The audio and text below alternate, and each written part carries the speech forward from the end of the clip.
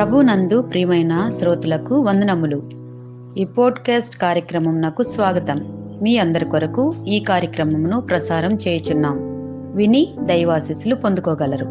ప్రభునందు నా ప్రియమైన దేవుని బిడ్డలారా, మీకందరికీ ప్రభు పేరట ప్రేమతో వందనములు. ఈ రోజుటి మన యొక్క అంశము, ఎవరి నీతి గొప్పది, హూస్ రైచియస్నెస్ ఈజ్ గ్రేట్. పరిశుద్ధ గ్రంథంలో ఆదికాండము నుండి హెబ్రీ పత్రిక వరకు ప్రమాణము అనే మాట 212 సార్లు వ్రాయబడి ఉంది.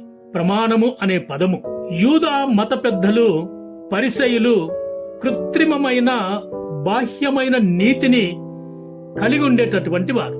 అయితే శాస్త్రులు నీతి కంటెను, పరిసయ్యుల నీతి కంటెను మీ నీతి అధికము కానియడలా మీరు పరలోక రాజ్యంలో ప్రవేశింపరని ప్రభు తన శిష్యులకు మత్తయి 5వ అధ్యాయం 33 నుండి 37 వచనముల వరకు చదివితే ఈ మాట మనకు అర్థమైపోతూ ఉంది. ఈ భాగాన్ని మనము వివరించుకోగలిగితే, ప్రమాణములు లేక ఒట్టు అనేవి చెల్లించవలసినవిగా యూదులు భావించారు. కానీ యూదులు దేవునికి వ్యక్తిగత నామానికి బదులుగా గౌరవప్రదమైన ఇతర పేర్లను ఉపయోగించినందున తెలివిగా అబద్ధాలు చెప్పేవారు.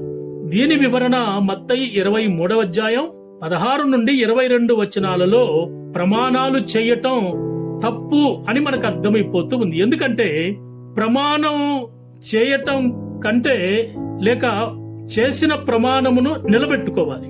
నిలబెట్టుకోలేని సందర్భములో లేక ప్రమాణమును తీర్చలేని, నెరవేర్చలేని సందర్భంలో ప్రమాణము చెయ్యకుండా ఉండటయే క్షేమం. ప్రమాణం చేసిన వ్యక్తి దానిని తీర్చనప్పుడు ఆ వ్యక్తి గాని ఆ వస్తువు గాని నాశనమయ్యే అవకాశం ఉంటుందని యేసు బోధించిన బోధలలో మనకు కనిపిస్తూ ఉంది. ప్రభు ఇంకొక మాట కూడా అన్నాడు, ఆకాశము భూమి యెరూషలేము తోడని లేక తన తల తోడని ఒట్టు పెట్టుకోవడం సరైంది కాదు అని ప్రభు బోధించాడు. ఎందుకంటే దేవునికి మాత్రమే నాశనం చేసే అధికారం ఉన్నా వాటిపై మన అధికారం చలాయించకూడదు. దేవుని తోడని లేక ఆయనకు సంబంధించిన వాటి తోడని చెప్పటం దేవుని సార్వభౌమాధికారాన్ని ప్రశ్నిస్తూ మనలను దుష్టునితో సమానం చేస్తాయి.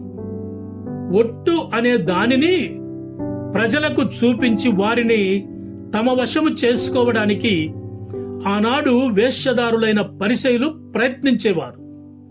వేశ్యదారులు మనుషుల మెప్పు పొందడానికి భక్తిగా లేక భక్తిని నటించే ఆధ్యాత్మిక నటులు.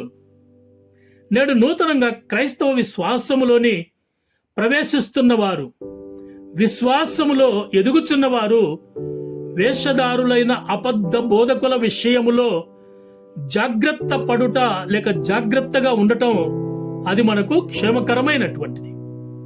నా ప్రియమైనటువంటి దేవుని బిడ్డ, అది చేస్తాను ఇది చేస్తాను అని సులువుగా మాటల ద్వారా ప్రమాణం చేస్తూ ఉంటాం.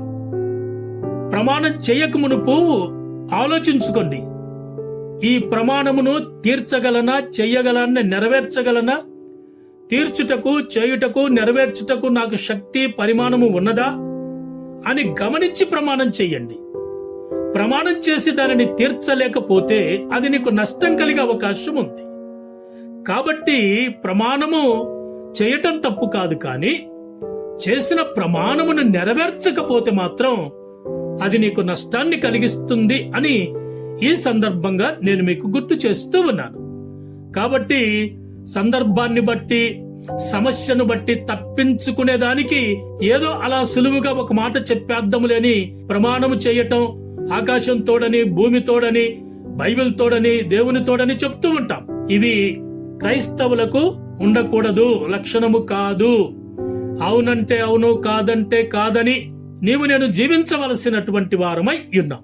అట్టి కృప పరిశుద్ధాత్మ దేవుడు మీకు అనుగ్రహించిచ్చి మిమ్మును భద్రపరచి నడిపించునుగాక. ఆమేన్.